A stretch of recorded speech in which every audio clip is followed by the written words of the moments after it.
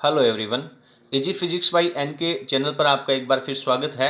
आज जो अपन पढ़ रहे हैं वो 12th क्लास के फिजिक्स की जो पहली यूनिट है इलेक्ट्रोस्टैटिक्स, उसका जो पहला चैप्टर है इलेक्ट्रिक फील्ड, उसको अपन कंप्लीट कर चुके हैं। उसकी थ्योरी, उसकी कंप्लीट थ्योरी, उसके फंडामेंटल, उसके एग्जांपल्स अपन पहले के वीडियोस में पढ़ चुके हैं।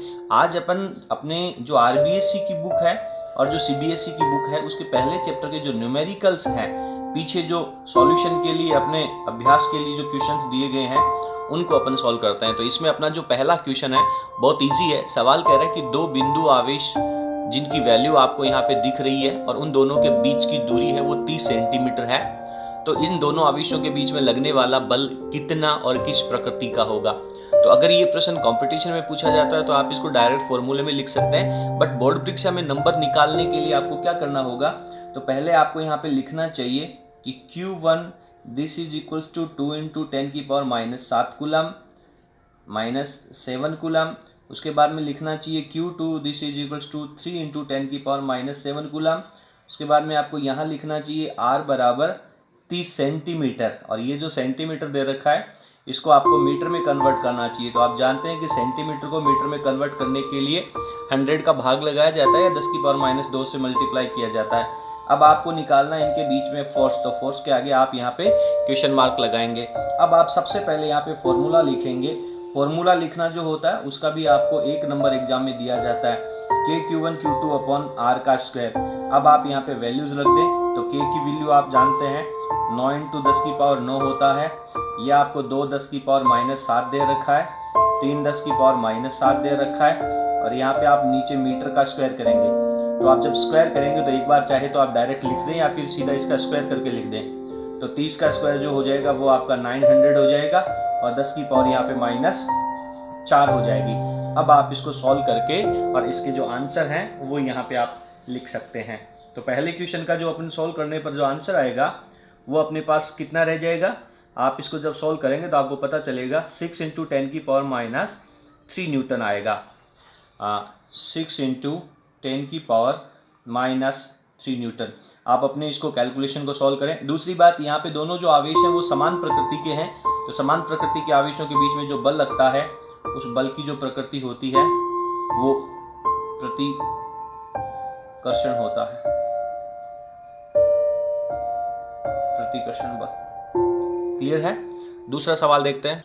दूसरे क्वेश्चन में आपसे कह रहा है कि दो आवेश हैं, पहले पे 10 माइक्रोकूलम का पॉजिटिव चार्ज है और इस पे माइनस का 20 माइक्रोकूलम आवेश दिया गया है। दोनों एक दूसरे से कुछ दूरी पर रखे गए हैं, तो यहाँ पे अपन इन दोनों के बीच की जो दूरी है वो R लिख लेते हैं। सवाल कह रहा है कि इन दोनों के बीच में जो आकर्षण बल लगेगा सबसे पहले वो कितना लगेगा, तो अपन उसकी वैल्यू यहाँ पे लिख लेते हैं कि F this is equals to K। पहले फॉर्मूला लिखना चाहिए Q2 अपॉन R का स्क्वायर। मैंने लिखा F, K की वैल्यू आप चाहें तो K की वैल्यू लिख दें, अदरवाइज इसको K ही रहने दें। Q1 की वैल्यू आप लिख दें 10 माइक्रोकूलम, तो 10 इंटू 10 की पावर -6, और इसकी लिख दें -20 माइक्रोकूलम, तो 20 इंटू 10 की पावर -6। आप जानते हैं कि जो माइनस है वो बल के परिमाण पे कोई इफेक्ट नहीं करेगा, वो केवल आकर्षण और प्रतिकर्षण बल की प्रकृति को दर्शाता है। और यहाँ पे आपको दूरी नहीं दे रखी है, तो आप यहाँ पे दूरी को R² लिख दें। यह आपके पास इक्वेशन नंबर 1 हो जाएगा। इतनी बात आपको स्टार्टिंग में समझनी है। अब यही क्वेश्चन आपसे कह रहा है कि यदि इन दोनों गोलों को आपस में स्पर्श करवाया जाए, इन दोनों आवेशों को स्पर्श करवाया जाए, तो और स्पर्श करवा के वापस उतनी दूरी पर रख दिया जाता है स्पर्श करने पर। तो आप जानते हैं कि जब इन दोनों चार्जेस को एक दूसरे के स्पर्श करवाया जाएगा, तो आप लोगों ने पहले चैप्टर में आवेशन की जो विधियां पढ़ी थी उसमें आप लोगों ने एक स्पर्श के द्वारा, संपर्क के द्वारा टचिंग मेथड पढ़ा था। उसमें अपन जानते हैं कि जब दो वस्तुओं को एक दूसरे से टच करवाया जाता है तो आवेश का ट्रांसमिशन हो जाता है। और ट्रांसमिशन कितना होता है, दोनों अगर गोलों का आकार सेम है, एक ही पदार्थ के बने हुए हैं, जो कि यहाँ पे सिमिलर लिया गया है, तो इक्वल वैल्यू हो जाएगी। तो पहले आप मुझे ये बताएं कि इन दोनों का टोटल चार्ज है कितना। तो जो टोटल चार्ज है वो हो जाएगा आपका Q1 प्लस Q2, और ये जो चार्ज है वो फिर उन दोनों गोलों के ऊपर इक्वल डिवाइड हो जाएगा। तो इक्वल डिवाइड होने के लिए अपन इसमें 2 का भाग लगा देंगे। तो ये जो फॉर्मूला है वो लगेगा दोनों को स्पर्श करवाने के बाद आवेश का जो डिस्ट्रीब्यूशन होना है। तो यहाँ पे लिखेंगे अपन 10, यहाँ पे लिखेंगे अपन -20 अपॉन 2, तो ये रह गया आपके पास -10 upon 2, this is equals to -5 micro coulomb. और अब इन दोनों गोलों को वापस उतनी दूरी पे रख दिया जाता है। तो अब आप मुझे बता दें कि इन दोनों के ऊपर आवेश कितना कितना लिखूं मैं, तो -5 माइक्रो कूलम और ये -5 माइक्रो कूलम, दूरी अगेन वापस उतनी है। जब आवेश का परिमाण बदल गया तो क्या बल भी बदलेगा? डेफिनेटली बल भी बदलेगा। तो यहाँ पे जो लगने वाला बल है उसको मैं F डैश कह देता हूँ। F डैश की वैल्यू है वो फॉर्मूला अपन वापस रखेंगे, तो फॉर्मूला न रख करके मैं डायरेक्ट वैल्यू लिखता हूँ। K लिखा, कांस्टेंट है, फिर इसकी वैल्यू ये हो गई आपके पास 5 माइक्रो कूलम -6, इसको लिखा आपने 5 माइक्रो कूलम, तो 5 × 10⁻⁻6, दोनों के बीच में माइनस माइनस है, इसका मतलब यहाँ पे जो बल लगेगा वो प्रतिकर्षण प्रकृति का लगेगा, और बीच में दूरी का स्क्वायर कितना है, r² है। ये इक्वेशन नंबर 2। अब सवाल कह रहा है कि ये जो घटना आपने घटित करवाई है कि दोनों गोलों को एक दूसरे से टच करवाया, उसके बाद में जो फोर्स है और पहले वाला फोर्स है, इन दोनों के बीच में अनुपात कितना है। तो यहाँ पे अपन लिख सकते हैं समीकरण नंबर 1 व 2 से। तो समीकरण 1 व 2 से इस क्वेश्चन को आप शॉर्ट में भी कर सकते हो, बट बोर्ड एग्जाम में स्कोरिंग करने के लिए आपको इस तरीके से विस्तारित रूप में लिखना पड़ेगा। तो आपके पास वैल्यू आ जाएगी F डैश अपॉन F। पहले मैं इसको लिख लेता हूँ, K 5 10⁻⁻6 5 10⁻⁻6 अपॉन r का स्क्वायर, और ये जो f की वैल्यू ऊपर समीकरण नंबर 1 में है, ये जब डिवाइड में जाएगी तो क्या इसको उलट करके रख दें। तो जब आप उलट करके रखोगे तो आपके पास वैल्यू हो जाएगी, ऊपर r² चला गया, ये नीचे रह गया K 10⁻⁻, कितना कर दूं इसको, -5 कर दूं क्या, -5 × 20 × 10⁻�6। तो ये सारी वही वैल्यूज हैं जो अपन ने ऊपर रखी थी। इसको सॉल्व कर लें, r² cancel out, K cancel out, -6 cancel out, और जब आप इसको सॉल्व करेंगे तो आपके पास क्या आंसर आएगा, तो आपके पास इसको सॉल्व करने पर आंसर आ जाएगा, जब आप कैलकुलेशन कंप्लीट करेंगे तो ये रिजल्ट आएगा आपके पास 1/8। क्वेश्चन में आपको ध्यान रखना है, ऑब्जेक्टिव टाइप क्वेश्चनों में जब ये प्रश्न आता है तो इसको F डैश अपॉन F पूछा हुआ है या F अपॉन F डैश पूछा हुआ है, इस बात को भी आपको थोड़ा ध्यान रखना है।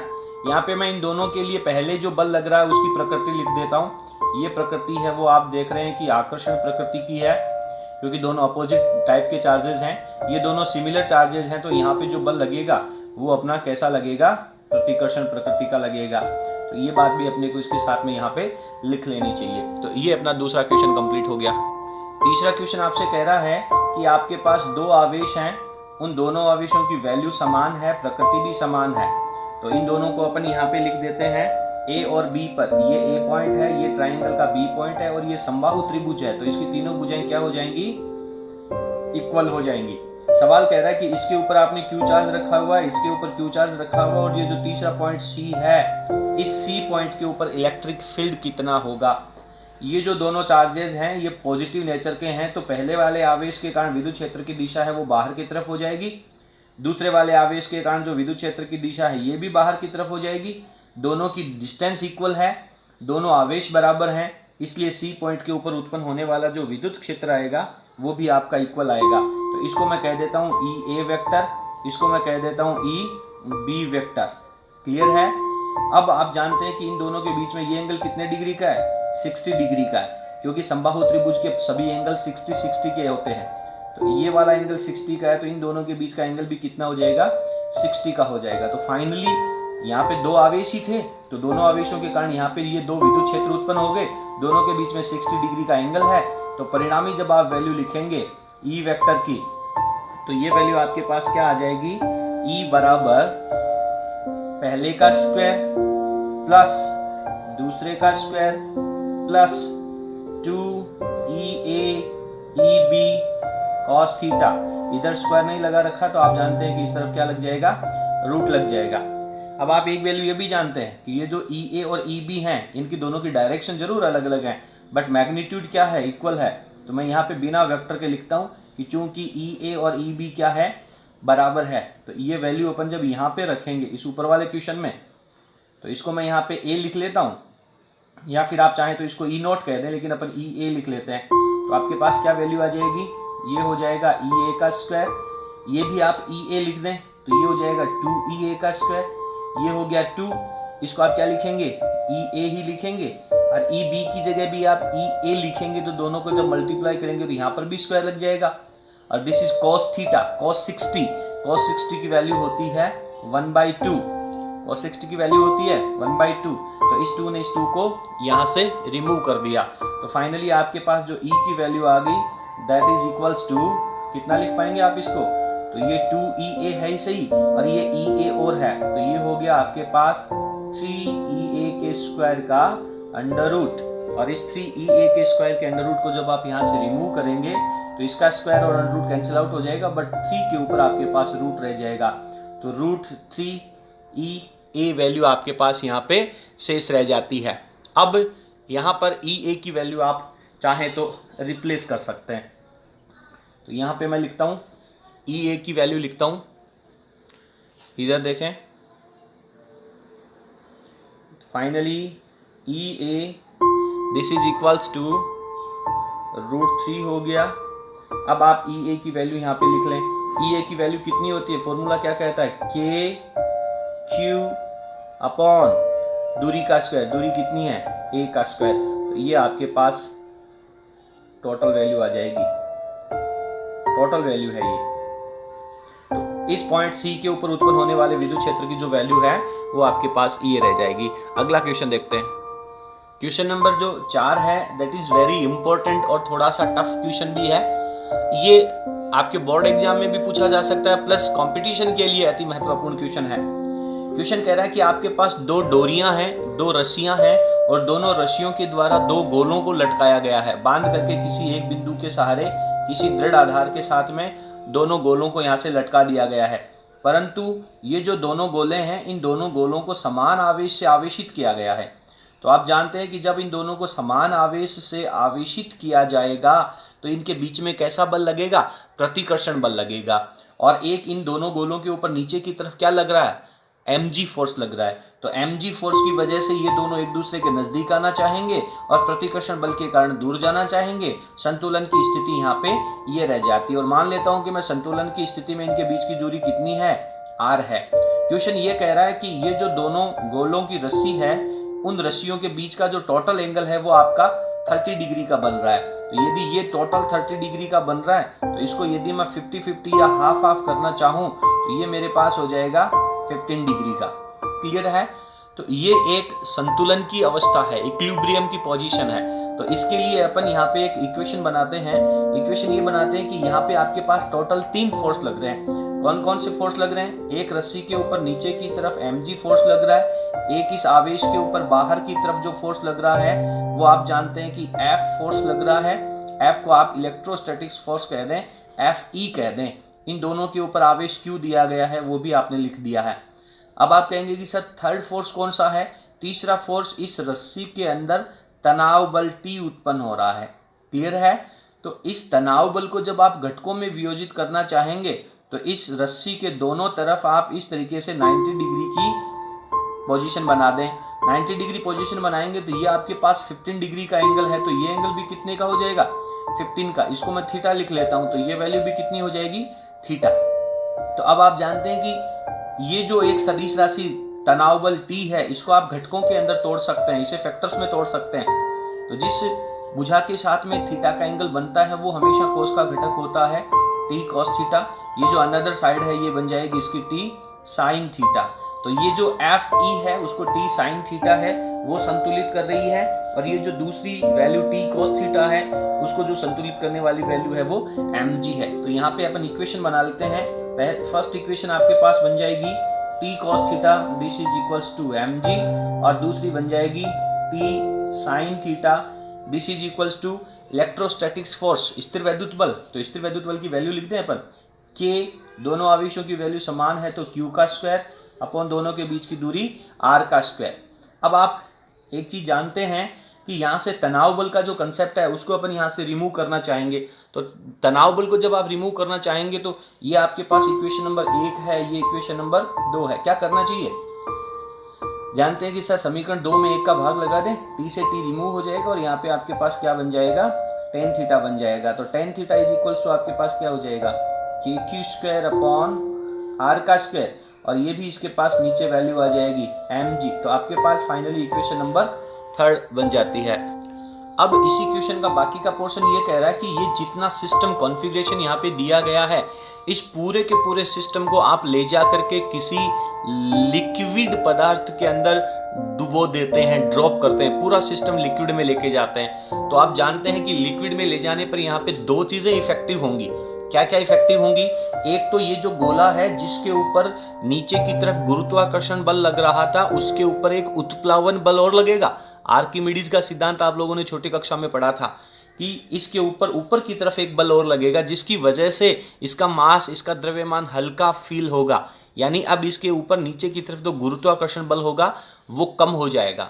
और दूसरा, आप लोगों ने फर्स्ट चैप्टर में परावैद्युतांक वाला टॉपिक पढ़ा है कि दो आवेशों के बीच में यदि कोई पदार्थ भर दिया जाए तो उनके बीच का जो बल है वो भी कमजोर हो जाता है। तो कहने का मतलब यहाँ पे दो फैक्टर्स और लगेंगे। एक, इन दोनों के बीच का जो स्थिर वैद्युत बल है वो भी प्रभावित होगा, और एक इसका जो गुरुत्वाकर्षण बल है वो भी प्रभावित होगा।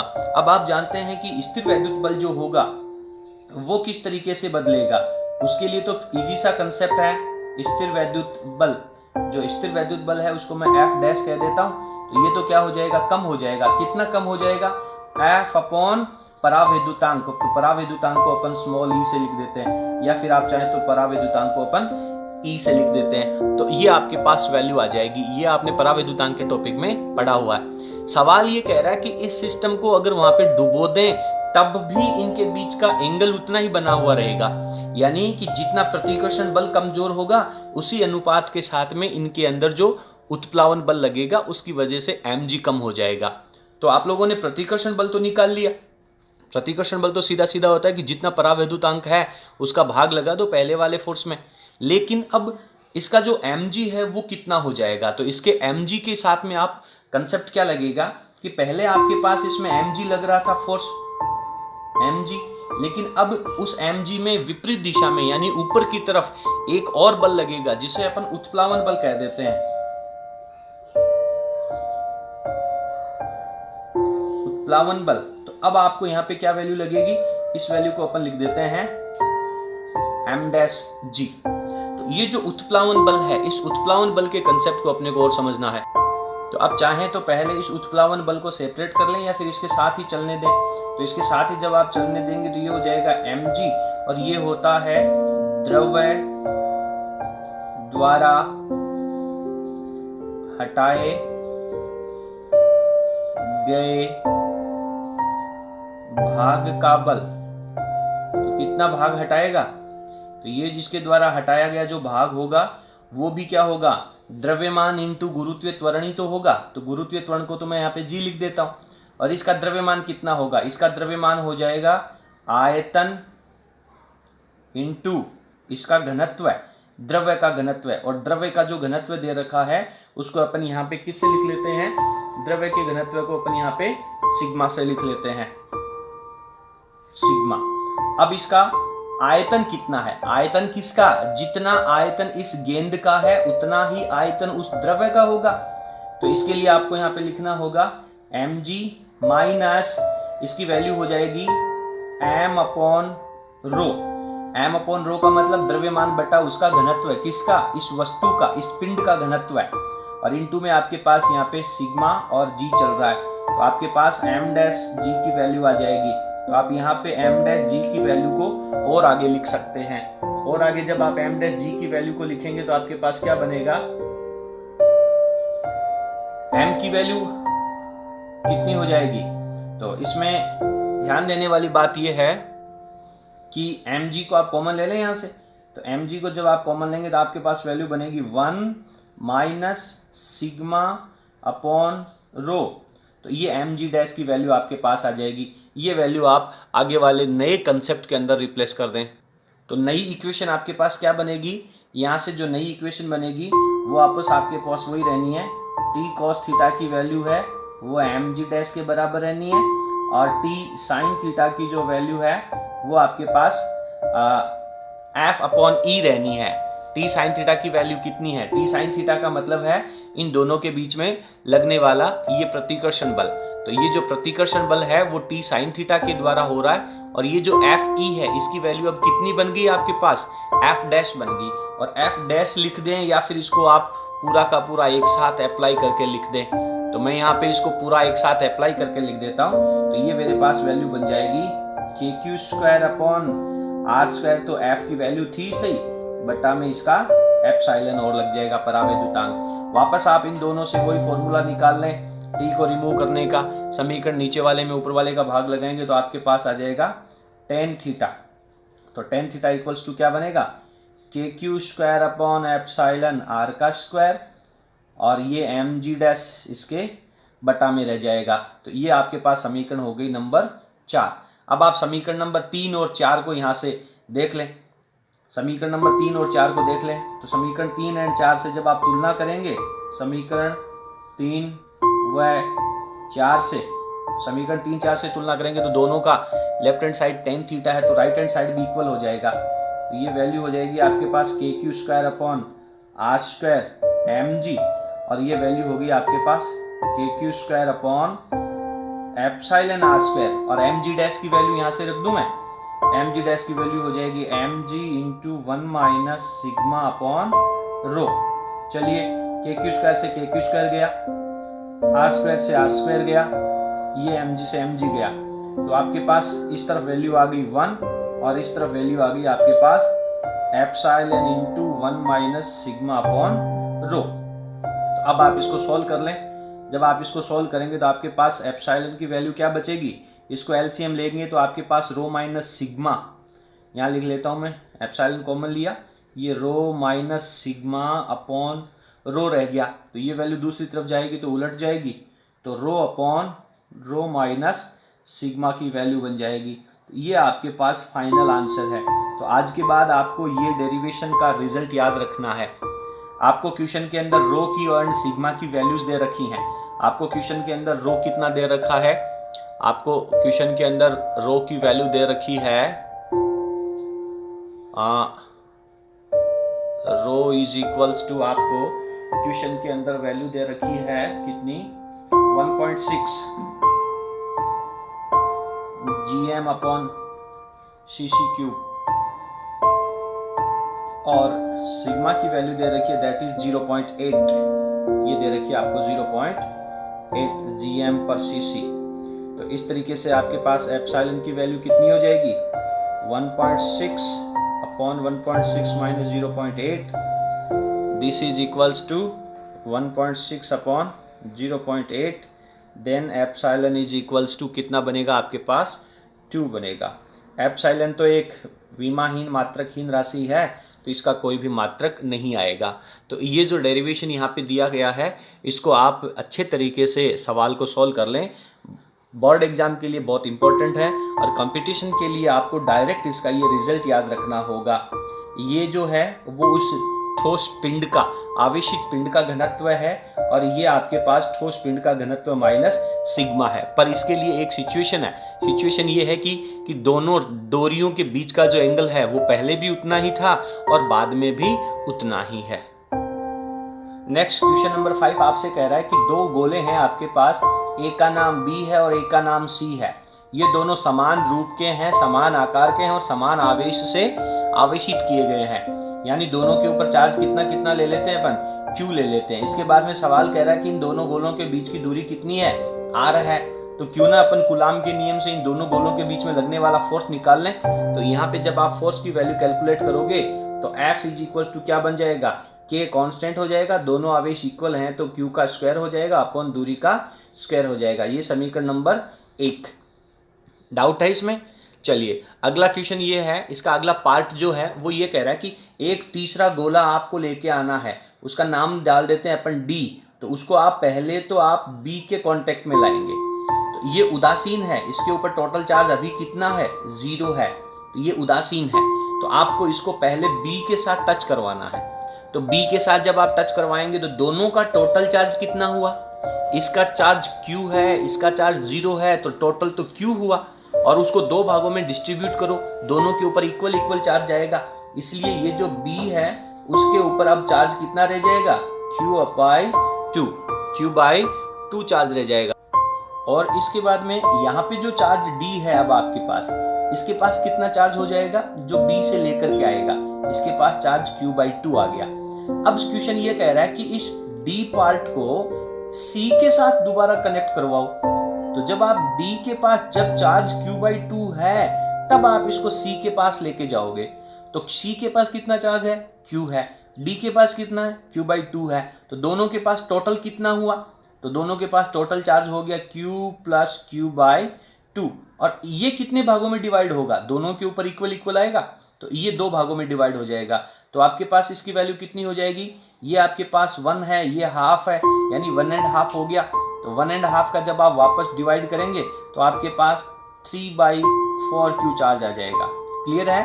तो C के पास अब कितना आवेश आ जाएगा? तो यहाँ से अपन लिखेंगे कि ये जो C गोला है, C स्फीयर है, इसके पास 3q/4 चार्ज आ गया। और सवाल ये कह रहा है कि दोनों को वापस उतनी दूरी पे रख दिया जाता है जितनी पहले थी। तो अब इनके बीच में फोर्स कितना लगेगा? तो F' की वैल्यू जो हो जाएगी K, इसका चार्ज है आपके पास q/2, इसका चार्ज है आपके पास 3q/4 और अपॉन डिस्टेंस का स्क्वायर। तो इसको आप सॉल्व करें। K रखा, इसको मैंने q² लिखा, 3 बाहर आ गया, 4 दूनी 8 बाहर आ गया और बट्टा में r का स्क्वायर। और ये जो वैल्यू है उसको आप ऊपर वाले इक्वेशन नंबर 1 से F लिख सकते हैं।